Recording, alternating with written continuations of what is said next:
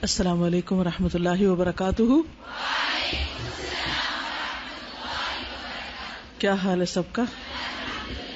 الحمدللہ. آج کیا تاریخ ہے؟ 30 کیا؟ ذی القعدہ. کس کس کو ذوالحجہ کا انتظار تھا؟ ماشاءاللہ سبھی بےتاب تھے. ہیں کیوں انتظار تھا؟ کیونکہ بہت افضل دن آنے والے ہیں.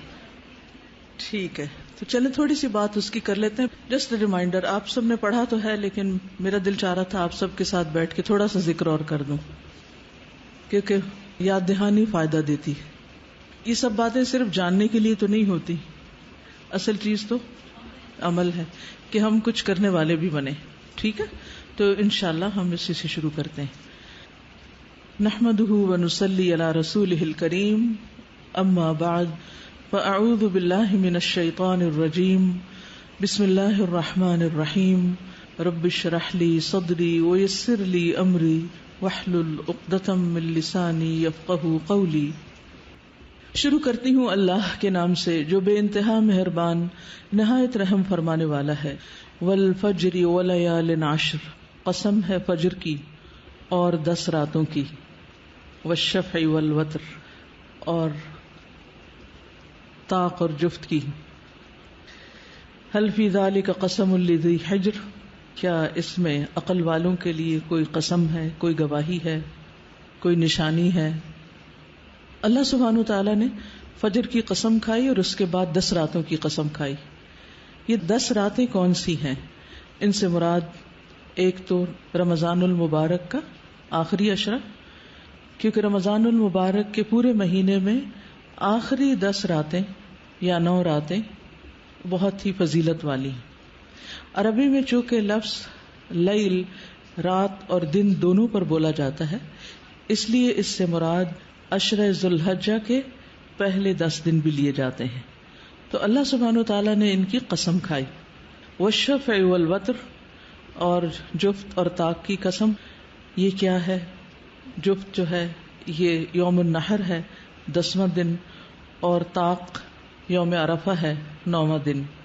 حل فی ذلک قسم لذی حجر، تو عقل مند لوگوں کو ان آیات میں غور کرنا چاہیے کہ اللہ سبحانہ وتعالیٰ نے اس کی قسم کیوں کھائی ہے.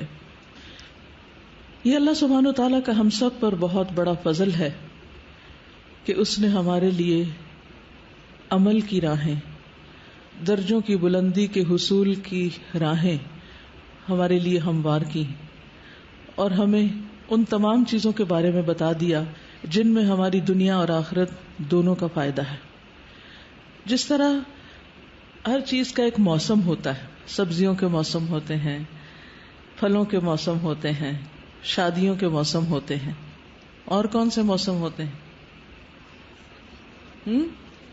سردی گرمی کے موسم، لیکن وہ تو ویدر کے معنوں میں استعمال ہوتا ہے نا. یہاں میری مراد یعنی خاص مواقع، یعنی موسم سے مراد خاص مواقع. اسی طرح فرما برداریوں کے بھی موسم ہوتے ہیں، نیکیوں کے بھی موسم ہوتے ہیں. تو نیکیوں کے مواسم میں ایک تو کچھ عرصہ پہلے ہم نے ایک موسم انجوائے کیا، اور وہ تھا رمضان المبارک کا موسم یا رمضان المبارک کا مہینہ. اور اس کے بعد یہ بھی اللہ سبحانہ وتعالیٰ کا فضل ہے کہ اس نے ہمیں ذی القعدہ کا حرمت والا مہینہ دیا، جس میں اجر و ثواب عام دنوں کے مقابلے میں نیکیوں کا بڑھ جاتا ہے. اور ذی القعدہ کے اختتام پر ذی الحجہ کا جب آغاز ہو رہا ہے تو یہ مہینہ بھی بہت برکت اور فضل والا ہے، خاص طور پر اس کے پہلے 10 دن جن کی اللہ سبحانہ وتعالیٰ نے قسم کھائی ہے. ان 10 دنوں کو باقی سال کے دنوں پر کیوں اہمیت اور فضیلت دی ہے؟ تاکہ ہم ان میں زیادہ سے زیادہ نیک اعمال کریں. ہمارے آئندہ 10 دن باقی دنوں سے مختلف ہونے چاہیے. روزانہ کی روٹین میں ہم جو نماز روزہ صدقہ خیرات کرتے ہیں وہ تو کرتے ہی ہیں، لیکن ان دنوں میں اس موسم میں ہمیں خاص طور پر نیکیوں میں بھاگ دوڑ کرنی ہے، کثرت سے نیک کام کرنے ہیں اور ایک دوسرے سے آگے بڑھنا ہے.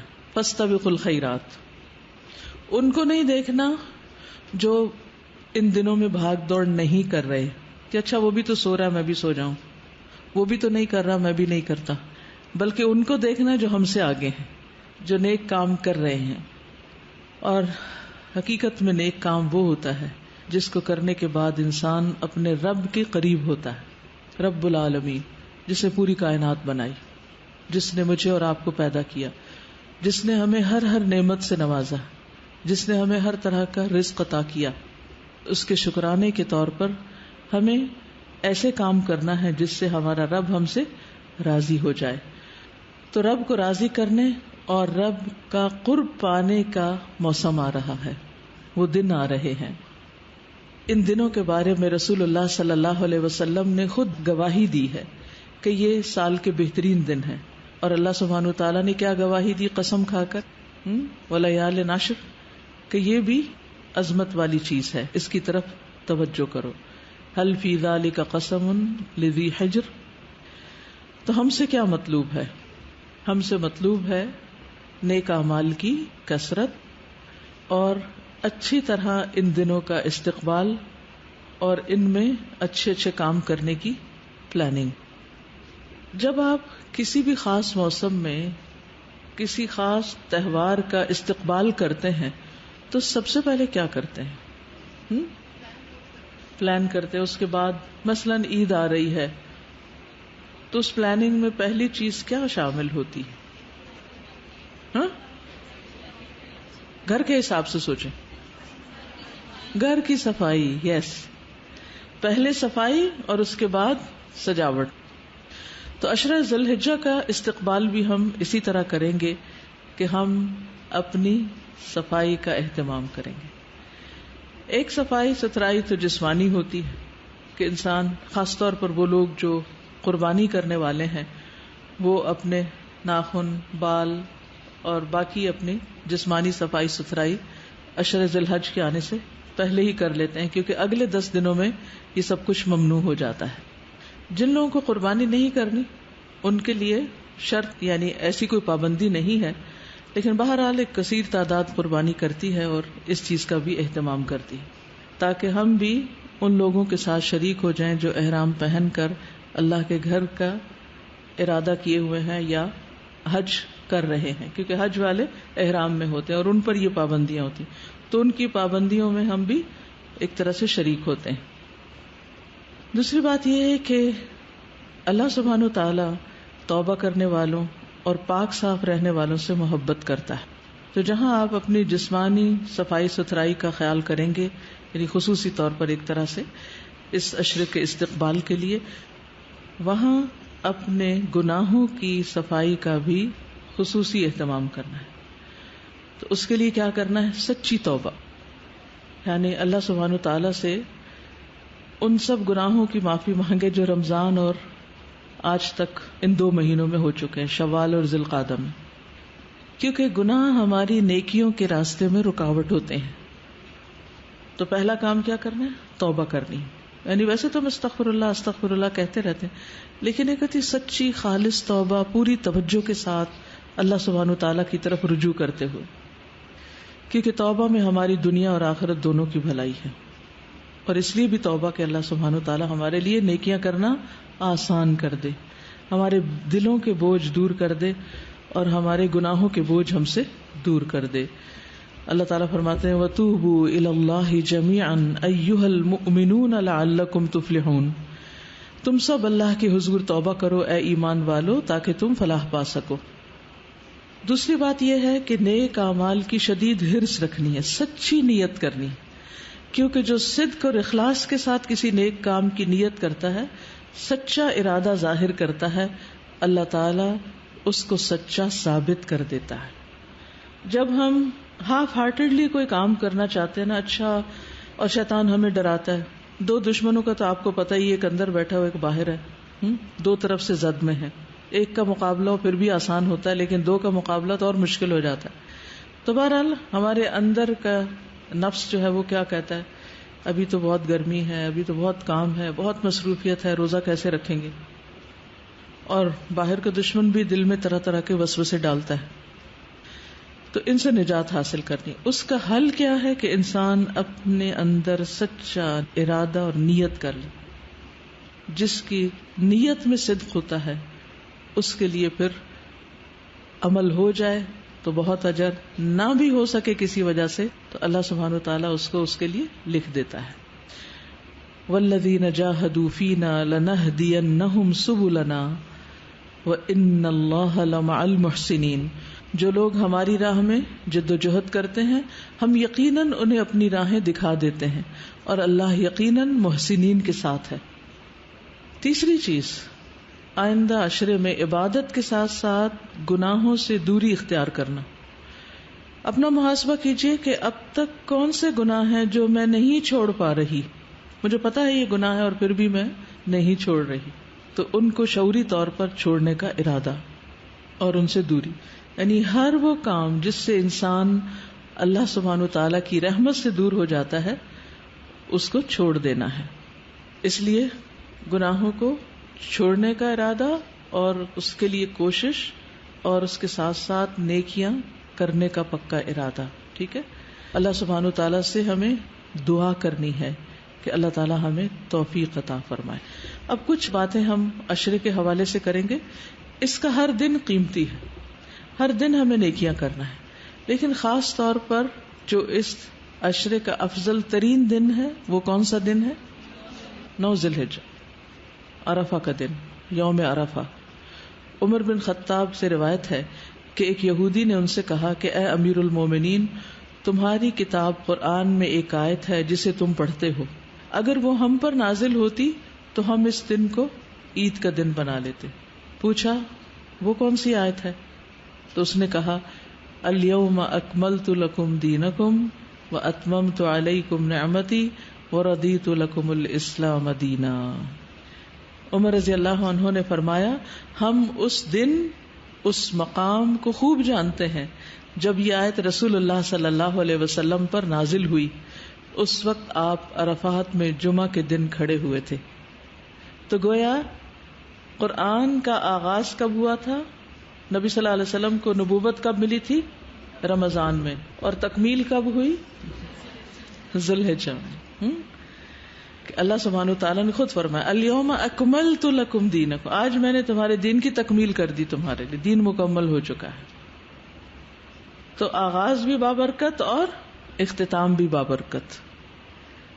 اور مجھے اچھی طرح یاد ہے کہ پچھلا ہمارا جو تعلیم القرآن جو لاسٹ میں نے تکمیل کروائی تھی، جس کو میں نے پڑھایا تھا، اللہ سبحانہ وتعالیٰ کی طرف سے میری کوئی ایسی پلاننگ نہیں تھی، لیکن اتفاق ایسا ہوا کہ جس وقت حاجی عرفات میں تھے اس وقت ہماری تکمیل ہو رہی تھی. یعنی وہ 2 چیزیں اتفاق سے اکٹھی ہو گئیں. تو بہرحال یہاں تو ہم چھٹی کرتے ہیں نا اس دن، اس لیے کوئی کام ہو نہیں سکتا کیونکہ آپ نے روزہ رکھنا ہے 9 ذی الحج کا. تو بہرحال تو اس لحاظ سے بھی یہ دن بہت افضل دن ہے، عرفات کا دن. اور پھر اس دن حاجیوں اور غیر حاجیوں دونوں کی بخشش ہوتی. 9 ذی الحجہ کا دن نبی صلی اللہ علیہ وسلم نے فرمایا تمہارا دوپہر کے بعد عرفات میں کھڑے ہونا، قیام، وقوف، کیونکہ بہت سے لوگ حج کرنے جاتے ہیں اور وہ وقوف نہیں کرتے، اپنے خیموں کے اندر ہی بیٹھے رہتے ہیں یا لیٹ جاتے ہیں یا کھانا کھا کے سو جاتے ہیں کہ ہم حج کر رہے ہیں. تو اس دن اگر دھوپ زیادہ نہ ستائے تو کھلے آسمان کے نیچے خیمے سے ذرا باہر نکل کر کھڑے ہو کر دعائیں مانگیں. تھک جائیں تو بیٹھ بھی جائیں، لیکن وقوف زیادہ بہتر ہے. یہ تو عرفات والوں کے لیے. تو اس دن اللہ سبحانہ وتعالیٰ آسمان دنیا پر نازل ہوتا ہے. ویسے تو اللہ سبحانہ وتعالیٰ کے نزول کا وقت کیا ہے؟ رات کا پچھلا پہر، لیکن اس دن کو نازل ہوتے ہیں اور فرشتوں سے تم پر فخر کرتے ہیں. اللہ تعالیٰ فرماتا ہے کہ میرے بندے میرے پاس کھلے اور گہرے راستے سے پراگندہ حالت میں آئے، تھکے ہارے پسینے والے میل کچیل والے، جو میری رحمت اور جنت کے امیدوار ہیں. انہیں اس میدان تک صرف یہی چیز لائی ہے، یعنی یہ مراد ہے. بس اگر تمہارے گناہ ریت کے ذروں یا بارش کے قطروں یا سمندر کی جھاگ کے برابر بھی ہوں تو میں انہیں بخش دوں گا. تو یہ حاجیوں کے لیے بشارت. آپ بھی سچی نیت کر لیں حج کی، ٹھیک ہے. میرے بندو لوٹ جاؤ، تم بخشائے ہو، اور ان کی بھی مغفرت ہے جن کی تم نے سفارش کی. اس کا کیا مطلب؟ یعنی جو وہاں پہنچے وہ باقی اپنے رشتہ داروں، دوستوں، عزیزوں سب کے لیے خوب خوب دعا کریں. تو نہ صرف یہ کہ ان کے وہاں ہونے سے ان کی بخشش ہوگی بلکہ پیچھے والوں کی بھی ہو جائے گی. کتنی بڑی خوشخبری ہے. یہ صحیح الترغیب والترہیب کی حدیث ہے. پھر پیچھے والے اور کیا کریں؟ روزہ رکھیں. اور اس روزے کا ثواب کتنا ہے اور اجر کیا ہے؟ 2 سال کے گناہوں کی معافی. ابو قتادہ انصاری سے روایت ہے کہ آپ صلی اللہ علیہ وسلم سے عرفہ کے دن کے روزے کے بارے میں پوچھا گیا تو آپ نے فرمایا گزرے ہوئے 1 سال اور آنے والے سال کے گناہوں کا کفارہ بن جاتا ہے. ٹھیک ہے. جو لوگ حج پر ہوں وہ عرفہ کے دن روزہ نہیں رکھتے. یہ فرق ہوتا ہے. وہ لوگ بغیر روزے کے دعائیں کرتے ہیں، وقوف عرفات کرتے ہیں، اور جو یہاں ہوتے ہیں وہ کیا کرتے ہیں؟ روزہ رکھتے ہیں. اس دن کی بہترین دعا کیا ہے؟ لا الہ الا اللہ وحدہ لا شریک لہ لہ الملک ولہ الحمد وہو علی کل شیء قدیر. یہ کلمہ وہاں کے لوگ تو پڑھیں گے ہی، آپ بھی یہاں پڑھ سکتے ہیں. تو اس دن خاص طور پر اس کی تسبیحات کیجئے. یہ دن آگ سے آزادی کا دن ہے. حضرت عائشہ فرماتی کہ رسول اللہ صلی اللہ علیہ وسلم نے فرمایا اللہ سبحانہ و تعالی عرفہ کے دن سے زیادہ کسی دن اپنے بندوں کو دوزخ سے آزاد نہیں کرتا. یعنی سب سے زیادہ لوگ اس دن جہنم کی آگ سے آزاد ہوتے ہیں اور اللہ سبحانہ و تعالیٰ اپنے بندوں کے قریب ہوتا ہے. پھر فرشتوں کے سامنے اپنے بندوں پر فخر فرماتے ہوئے فرماتا ہے کہ یہ سارے بندے کس ارادے سے آئے ہیں، یہ یہاں کیوں پہنچے. تو آبویسلی فرشتے کیا جواب دیتے ہوں گے؟ یہ بخشش چاہتے ہیں، گناہوں کی معافی کے لیے آئے ہیں. 9 ذی الحج کے علاوہ اگر ہو سکے تو باقی عشرے کے بھی روزے رکھ لیجئے. یعنی باقی دنوں کے 10 تاریخ عید کو تو نہیں رکھیں گے لیکن 9 روزے تو ہو ہی سکتے ہیں. رمضان کے روزوں کی قضا باقی سال میں بھی دی جا سکتی لیکن ان 10 دنوں کے روزے صرف انہی 10 دن میں ہی رکھنے ہوتے ہیں، تب ان کی فضیلت ہے. آپ یہ نہیں کر سکتے کہ یہ اس عشرے کے روزے آپ 1 مہینہ بعد رکھ لیں یا پہلے رکھ لیں. نو، وہ انہی دنوں میں ہی رکھیں گے تو اس کا اجر و ثواب زیادہ ہوگا عام دنوں کے مقابلے میں. ٹھیک ہے. 10واں دن جو ہے وہ یوم النحر، قربانی کا دن ہے. رسول اللہ صلی اللہ علیہ وسلم نے فرمایا اللہ کے نزدیک افضل دن یعنی افضل ترین دن یوم النحر اور اس کے بعد یوم القر یعنی 11 ذی الحجہ بھی ہے، کیونکہ اس دن بھی قربانی کی جاتی. اور جو قربانی کرنا چاہتا ہو وہ کیا کرے؟ ان دنوں میں ناخن اور بال نہ کاٹے. قربانی کے بارے میں قرآن مجید میں آتا ہے ان صلاتی ونسکی ومحیای ومماتی للہ رب العالمین. بے شک میری نماز، میری قربانی، میرا جینا اور میرا مرنا اللہ رب العالمین کے لیے.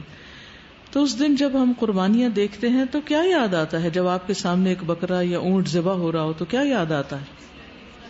اپنی موت بھی یاد آتی کہ یہ تو اللہ کے راستے میں جا رہا ہے. کیا ہماری موت بھی اللہ کے راستے میں ہوگی یا اپنے نفس کو خوش کرتے ہوئے، لوگوں کو خوش کرتے ہوئے، شیطان کو خوش کرتے ہوئے ہوگی؟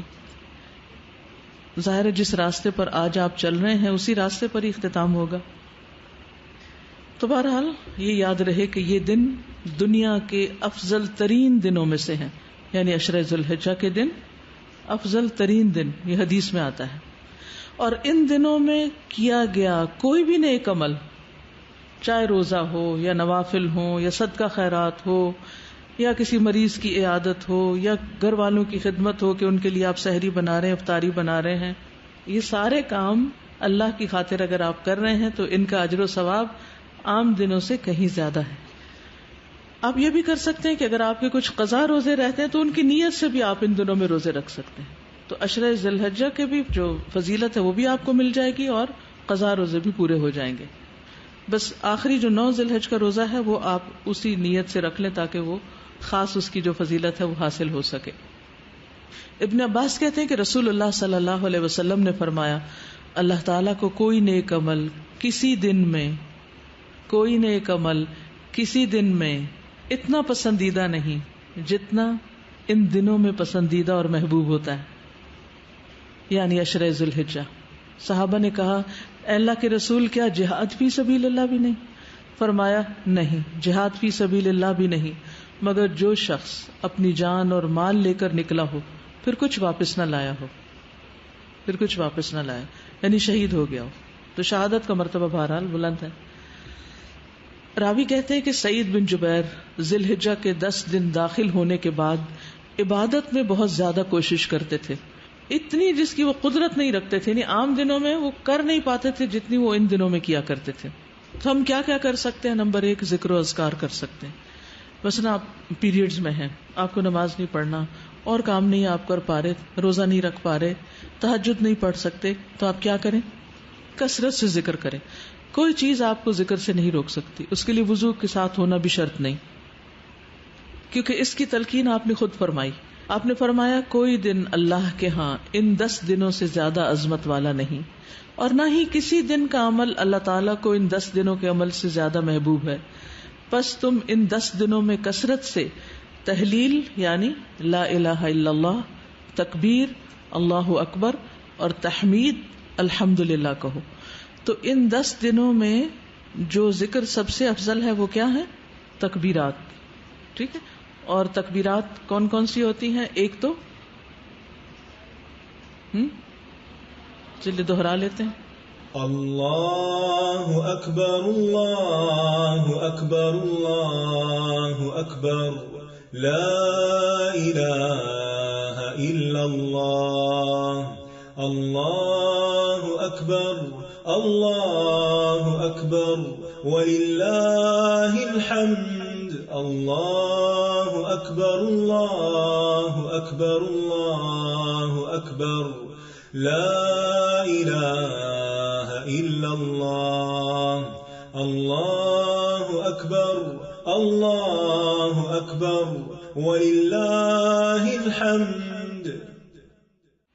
تو اس میں حمد بھی آ گئی، اللہ اکبر بھی آ گیا، اور لا الہ الا اللہ بھی آ گیا۔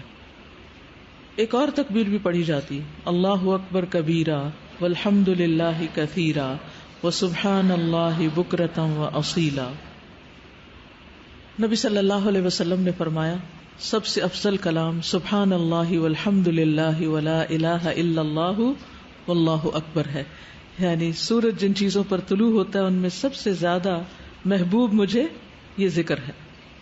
ایک اور جگہ پر افضل الذکر لا الہ الا اللہ ہے، تو آپ خالی لا الہ الا اللہ بھی پڑھ سکتے ہیں، لا الہ الا اللہ وحدہ لا شریک آخر تک بھی پڑھ سکتے ہیں، اور یہ بھی سبحان اللہ والحمد للہ ولا الہ الا اللہ واللہ اکبر، اور تکبیرات اللہ اکبر لا الہ الا اللہ واللہ اکبر۔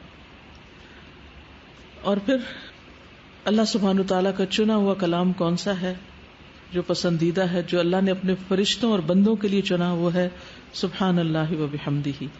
تو اس کی بھی آپ یعنی کثرت کر سکتے ہیں، کم از کم صبح شام 100 بار اس کی تسبیح بیان کریں۔ دوسرے ہے قرآن کی تلاوت، اور آپ سب جانتے ہیں کہ ایک حرف کے بدلے میں کیا ملتا ہے؟ 10 نیکیاں، 10۔ قرآن سفارش کرے گا کس کے لیے؟ پڑھنے والوں کے لیے، شفیعا لاصحابہ۔ اصحاب کون ہوتے ہیں؟ ساتھی۔ تو قرآن کے ساتھی کون ہیں، یا قرآن کن کا ساتھی ہے؟ جو اس کو ساتھ رکھتے ہیں۔ ساتھی کون ہوتا ہے؟ جو ساتھ ہوتا ہے۔ تو قرآن مجید کو کہاں رکھیں؟ شیلف پر یا ساتھ؟ ساتھ۔ ایک تو دل میں ہوتا ہے، وہ بھی ساتھ ہوتا ہے، وہ سب سے زیادہ ساتھ ہوتا ہے، اور جو دل میں نہیں وہ آپ کے مصحف میں آپ کے ساتھ رہنا چاہیے۔ آپ دیکھیے کہ جن کے دلوں میں ہے وہ تو بہت ہی خوش قسمت ہے۔ نبی صلی اللہ علیہ وسلم نے فرمایا قیامت کے دن قرآن مجید آئے گا اور کہے گا اے میرے رب اس کو زیور پہنا دیجیے۔ کس کو؟ قاری قرآن کو۔ تو اس شخص کو عزت کا تاج پہنایا جائے گا۔ قرآن مجید پھر کہے گا اے رب اور زیادہ اس کی عزت افزائی فرمائیے، تو اس قرآن پڑھنے والے کو عزت کا لباس پہنایا جائے گا۔ قرآن مجید پھر کہے گا اے میرے رب اس سے راضی ہو جائیے، تو اللہ تعالیٰ اس شخص سے راضی ہو جائے گا۔ پھر اللہ تعالیٰ فرمائے گا قرآن پڑھتے جاؤ، جنت کے درجات چڑھتے جاؤ، اور ہر آیت کے ساتھ ایک نیکی بھی زیادہ کر دی جائے گی، یعنی اور زیادہ فضیلت بڑھا دی جائے گی۔ تو اگر آپ سارے کام چھوڑ کے حافظ بننے کے لیے نہیں بیٹھ سکتے ایک جگہ، وقت ایک دن میں ایک آیت یا 2 دن میں ایک آیت یا ہفتے میں ایک آیت، یہ تو یاد کر ہی سکتے ہیں نا. کیا خیال ہے؟ اس کے لیے بس آپ کو ایک کام کرنا ہوگا، اور وہ یہ کہ کوئی ایک وقت باندھنا ہوگا. ٹھیک ہے؟ اور وہ وقت آپ کی ٹریولنگ ٹائم بھی ہو سکتا ہے، وہ وقت آپ کا رات کو سونے سے پہلے بھی ہو سکتا ہے، وہ صبح اٹھ کر جو فجر کے بعد تلاوت آپ کرتے ہیں وہ بھی ہو سکتا ہے، جو کوئی بھی وقت ہو سکتا ہے. بس اس میں آپ ہوں اور آپ کا قرآن ہو اور آپ کی وہ ایک آیت ہو. ایک آیت یاد کر لیں، ہفتہ بعد اس کو دہراتے رہیں، جب 3 ہو جائیں 4 ہو جائیں نمازوں میں پڑھنا شروع کر دیں. اور پھر آپ جب اس کو دہرائیں تو اس پر غور بھی کریں. آیت وہ ہو جس کا ترجمہ آپ کو آتا ہو، اور اسے بار بار دہرائیں، بار بار دہرائیں، بار بار دہرائیں، اور اس میں غور کریں کریں کریں کریں. اور اگر آپ کو تھوڑی سی عربی آتی ہے نا تو آپ گوگل سرچ پر اسی آیت کو پیسٹ کریں، اور نیچے بے شمار لنک کھلیں گے مختلف تفاسیر کے. آپ اس کو ایک کے بعد ایک پڑھتے جائیں. آپ یقین مانیں کہ یہ وقت جو اس کام میں آپ کا گزرے گا اس سے کہیں زیادہ انجوائبل ہوگا جو آپ ایک بہترین کھانے کی میز پر بیٹھیں جس پہ طرح طرح کی ڈشز ہوں، اور آپ کبھی کچھ کھائیں کبھی کچھ کھائیں، اور جب کھاتے جائیں تو طبیعت بوجھل ہوتی جائے. لیکن جب آپ اس مائدہ پر، یہ بھی مائدہ ہے، یہ بھی ایک دسترخوان ہے جس میں لوگوں کی سال ہر سال کی محنتیں ہیں، جس میں انہوں نے ساری زندگی کام کر کے، عرق ریزی کر کے، قرآن میں غور و فکر اور تدبر کر کے ان آیات کے بارے میں لکھا ہے، جمع کیا ہے. جب آپ اس کو پڑھتے جائیں گے پڑھتے جائیں گے پڑھتے جائیں گے، آپ کا دل، دماغ، ہر چیز روشن ہوتی جائے گی. یوں لگے گا روشنی کے سمندر میں آپ. لیکن یہ چیز تھوڑا سا وقت لیتی ہے. آپ اس کے لیے سنڈے کا دن رکھ سکتے ہیں جس دن کوئی کلاس نہیں، کچھ نہیں، کوئی دباؤ نہیں، کچھ نہیں، بس انجوائے کریں بیٹھ کے تھوڑی دیر. جو لوگ فقہ القلوب کافی دن سے پڑھ رہے ہیں وہ یہ کر سکتے ہیں. کچھ مشکل نہیں، بس ایک آیت، چھوٹی سی آیت، ایک آیت لے لیں. اقبال نے کہا تھا نا، قرآن میں ہو غوطہ زن اے مرد مسلمان. شعر سب کو آتا ہے، دیکھ کتنے لوگ بولے ہیں، لیکن کتنے غوطہ زن بھی ہوئے ہیں پھر جو ڈوبے ہیں اور پھر کچھ موتی نکال کے لائیں. آپ یقین کریں اگر اس طریقے سے آپ پڑھیں گے اور حفظ کریں گے اور نمازوں میں پڑھیں گے، آپ کی نمازوں کی کوالٹی یقیناً بہتر ہوگی، کیونکہ آپ نے مشقت کر کے ایک آیت سیکھی ہے نا. اس وقت جس طرح آپ پڑھ رہے ہیں نا، یہ تو انٹرٹینمنٹ ہے. کسی نے پڑھا، پڑھ کے بول دیا، آپ نے سن لیا اور آپ نے سمجھ لیا، ٹھیک ہے، یہ پہلا سٹیپ ہے، تھوڑا سا آگے بڑھیں. ٹھیک ہے، جو بگنرز ہیں ان کے لیے میں سمجھتی ہوں مشکل، لیکن میری ایک بتائی ہوئی ایک ترکیب جو ہے یہ شاید آپ کو زندگی میں کسی وقت کام آ جائے.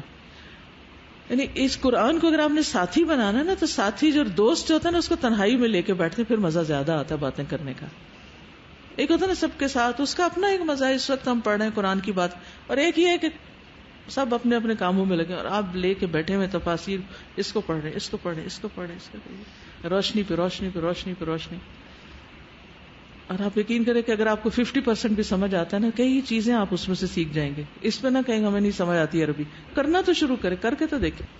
کیا دنیا بھر کی چیزیں ہم سرچ کرتے رہتے. اللہ کا شکر ہے ہم اس دور میں پیدا ہوئے ہیں کہ ہمیں یہ ساری چیزیں اکٹھی ہو کے ایک جگہ مل جاتی. آج سے 10 سال پہلے، 20 سال پہلے یہ لگژری کسی کو حاصل نہیں تھی. مجھے یاد ہے جب میں نے 88 میں PhD کیا، ایک ایک چیز کو ڈھونڈنے کے لیے کتنی کتابیں کھولنی پڑتی تھی، اور مٹی سے اٹی بھی ہوتی تھی، اور بعض اوقات پوری کتاب دیکھ کے تو ایک چیز بھی نہیں ملتی تھی. لیکن یہ الحمدللہ کتابوں کی زیارت بذات خود ایک بڑا ہی بہترین کام ہے. جتنی دیر انسان ان میں ڈوبا رہے انجوائے ہی کرتا چلا جاتا ہے، اور ایک خاص قسم کی روحانی تسکین ملتی ہے جو کسی بازار کی شاپنگ، کسی کپڑوں کی دکان پہ جا کے اور جیولری پہ نہیں ملتی. یہ الگ ہی ایک دنیا ہے اگر اس کا آپ ٹیسٹ ڈیولپ کریں. دنیا کی چیزیں جب زیادہ ہو جاتی ہیں دل بھر جاتا ہے، یہ جب زیادہ ہوتا ہے دل نہیں بھرتا اور پیاس لگ جاتی. تو بہرحال قرآن کو ساتھی بنا لیں. ساتھی دیکھیں، ہم مصروف بھی ہوتے ہیں نا تو اپنے دوستوں سے ہفتے میں 1 آدھ دفعہ تو مل ہی لیتے ہیں نا. جا کے ویکینڈ پہ کسی وقت ہم کہتے ہیں اچھا آج کے دن ہم جائیں گے ملاقات کریں دوستوں سے، رشتہ داروں سے. لوگ ویکینڈ پہ کیا کرتے ہیں بتائیے؟ کیا ہوتا ہے آپ کے گھروں میں؟ کھانے پکتے ہیں، دعوتیں ہوتی ہیں. جو لوگ فیملی اورینٹڈ ہوتے ہیں، سوشلائز کرنے والے ہوتے ہیں، وہ ویکینڈ کا انتظار کرتے ہیں، ملتے ہیں، ملاتے ہیں، لوگوں کو بلاتے ہیں، خود جاتے ہیں، سب بیٹھتے ہیں، انجوائے کرتے ہیں. کیسے دل خوش ہوتا ہے سب کو دیکھ کے، مل کے. اس سے زیادہ خوشی ہونی چاہیے ہمیں قرآن کی ایک آیت سمجھ آ جائے. تو بہرحال ابھی آپ کو پورے 1 ہفتے سے زیادہ کی چھٹیاں ہو رہی ہیں اور وہ آپ کے دن ہیں. ٹھیک ہے، عید کر لیجئے، ملیے ملائیے، روزہ رکھ لیجئے، سب کچھ، لیکن کچھ نہ کچھ قرآن کے ساتھ ہی جو ساتھ ہو اس کے ساتھ بھی وقت گزاریے. اگر اللہ آپ کو توفیق دے تو اس عشرے میں 1 قرآن ختم کر لیجئے. میں اس لیے مشورہ دے رہی ہوں کہ ہو سکتا ہے سب کو نہ فائدہ دے، مگر ہو سکتا ہے کسی کو فائدہ بھی دے جائے. اس کے تھوڑی سی میں بریک اپ آپ کو بتا دیتی ہوں، شاید اس طرح آپ کو آسانی ہو جائے. کل کسی نے مجھے بڑی انٹرسٹنگ ایک سٹوری سنائی. ایک مشورہ کیا تھا، سورت یاسین شروع ہوئی تو میں نے 4th بیچ میں اپنے اسٹوڈنٹ سے کہا اپنے دوستوں کو لے کر آئے. تو ایک خاتون اپنے ایک دوست کو لے آئی. ان کو اتنی اچھی سورت یاسین لگی، انہوں نے پورے قرآن کی تفسیر و کورس کر لیا، ایک دن آنے سے، ایک دفعہ بلانے سے اور ایک مشورہ دینے سے. پھر ہر ماں اپنے بچوں کے لیے حریص ہوتی ہے. بہرحال کورس کے دوران میں نے ایک اور مشورہ دیا کہ بچوں کو باہر پڑھنے بھیجنے سے پہلے ان کو راستے میں عمرہ کروا دیں. تو ان کے بیٹے نے امریکہ جاتے ہوئے راستے میں 2 دن کے ٹرانزٹ ویزے پہ عمرہ کیا. عمرے سے اس کا دل بدل گیا. تو دنیا ہی کچھ اور ہے، وہ دل بدلنے والی جگہ ہے. تو بہرحال جب وہ وہاں پہنچا تو اتفاق سے جو اس کا کلاس فیلو تھا اس کے کمرے میں تفسیریں رکھی ہوئی تھی. اس نے وہاں جا کے تفاسیر پڑھنی شروع کر دی اور پھر اس نے وہیں پر کام وغیرہ کیا کچھ سال. وہیں پر شادی کی ایک دیندار لڑکی سے، پھر وہ اس کو لے کے واپس پاکستان آ گیا. تو بہرحال کہنے کا مطلب یہ ہے کہ ایک مشورے سے کیا ہوا، اگلا سٹیپ، اگلا کا واپس وہیں آ گئے جہاں سے چلے تھے. تو یہ مشورہ بھی اس لیے دیتی ہوں شاید آپ عمل کر ہی سکیں. پہلے ذوالحجہ جیسے کل ہے، البقرہ اور آل عمران پڑھ لیں. دوسرے دن النساء اور المائدہ پڑھ لیں. تیسرے دن الانعام اور التوبہ تک پڑھ لیں. چوتھے دن یونس سے نحل تک پڑھ لیں. 5ویں دن اسراء سے فرقان تک پڑھ لیں. 6 دن شعراء سے یاسین تک پڑھ لیں. 7ویں دن صافات سے قاف تک پڑھ لیں. 8ویں دن زاریات سے مجادلہ تک پڑھ لیں. 9ویں دن حشر سے الناس تک پڑھ لیں. 10ویں دن کا آپ کو کچھ نہیں بتا رہی کیونکہ عید کا دن ہوگا، پھر آپ کی حقیقی عید ہوگی کیونکہ آپ کا قرآن بھی ختم ہو چکا ہوگا. اگر کسی وجہ سے 1-2 دن ابھی جو نہ کر پائیں تو جو چھٹیاں ہوں گی اس میں کر لیں. بہرحال کسی اور کو مشورہ دیتے شاید اس کو فائدہ دے دے. اسی طرح نوافل جو ہیں، نوافل اللہ سبحانہ وتعالیٰ کا قرب عطا کرتے ہیں. قرب اللہ تعالیٰ فرماتے ہیں، صحیح بخاری کی حدیث ہے اور حدیث قدسی ہے، میرا بندہ جن جن عبادتوں سے میرا قرب حاصل کرتا ہے ان میں کوئی عبادت مجھے اس سے زیادہ محبوب نہیں جو میں نے اس پر فرض کی ہے. اور میرا بندہ فرض کے بعد نفل عبادت کر کے، فرض کے بعد میں نے اپنے پاس سے لگایا حدیث کے لفظ نے، یعنی فرض تو ہو گئے، نفل عبادت کر کے مجھ سے اتنا قریب ہو جاتا ہے کہ میں اس سے محبت کرنے لگتا ہوں. تو نوافل کیا ہے؟ اللہ سبحانہ تعالیٰ کی محبت حاصل کرنے کا ذریعہ. اور ہر سجدے سے درجہ بلند ہوتا ہے، ہر سجدے سے. جو شخص 1 رکوع یا 1 سجدہ کرتا ہے اس کا ایک درجہ بلند کر دیا جاتا ہے، ایک گناہ معاف کر دیا جاتا ہے. اور قیامت کے دن انسان کو کتنی حسرت ہوگی جب اپنے سے اوپر والے درجے والوں کو دیکھے گا. اور پھر حدیث میں آتا ہے، مسند احمد کی روایت ہے، مسلمان بندہ جب اللہ کی رضا حاصل کرنے کے لیے نماز پڑھتا ہے تو اس کے گناہ اس طرح جھڑ جاتے ہیں جیسے اس درخت کے پتے جھڑ رہے ہوں، یعنی جو سوکھا ہوا درخت ہوتا ہے. اور جب نماز کے لیے انسان کھڑا ہوتا ہے تو سارے گناہ لا کے اس کے کندھے پہ رکھ دیے جاتے ہیں. جب رکوع اور سجدہ کرتا ہے تو اس کے گناہ بھی اس سے جھڑ جاتے ہیں. السلسلہ صحیحہ کی حدیث. پھر ان دنوں میں صدقہ خیرات کرنا ہے. وَأَنفِقُوا مِمَّا رَزَقْنَاكُمْ من قبل ان يأتي احدكم الموت فيقول رب لولا اخرتني الى اجل قريب فاصدق واكن من الصالحين. اور اس میں سے خرچ کرو جو ہم نے تمہیں دیا ہے اس سے پہلے کہ تم میں سے کسی کو موت آ جائے، پھر وہ کہے اے میرے رب تو نے مجھے قریب مدت تک مہلت کیوں نہ دی کہ میں صدقہ کرتا اور نیک لوگوں میں سے ہو جاتا.